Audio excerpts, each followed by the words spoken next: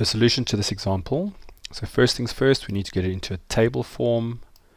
I'm just going to highlight that area. Notice I've just left that out and make it a table. Now before you go into PowerQuery, it's always useful just to look and see what you're going to do. So it looks like I need to get rid of that. So wherever in the second column there's the word total, we need to remove it. So let's go into PowerQuery, so data, and then from table or range. And we've now put it into our PowerQuery.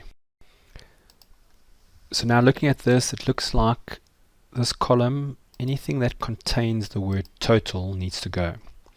Now there's a little bit of a trick. Let's just go, I'm going to go to the drop down. It does seem to have some filters. And for some reason the only options I have is equals or does not equal. Now what I'm actually looking for, and it should be a very common one, is something that says does not contain.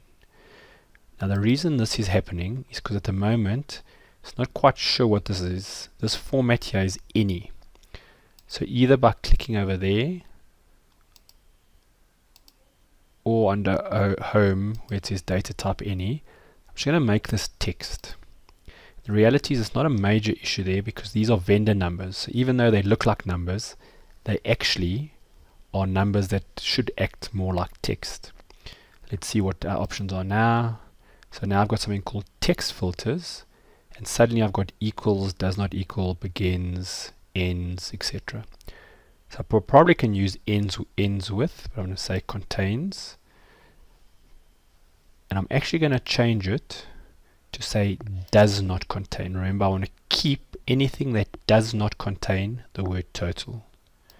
So I'm going to type total. I can add to it if I want, but for now that's okay. I'm going to say okay. So it's gone through. It looks like it's all the totals are gone. That's fine.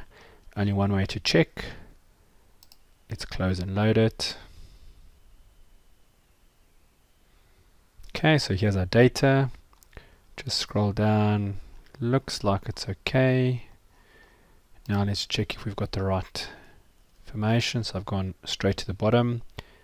It was that fourth column. Let's just go a little bit quicker than that. And add it up. And you'll see it comes to 18122, which is what you need the number to be. So we've correctly removed all the subtotals and we now just have the raw data here.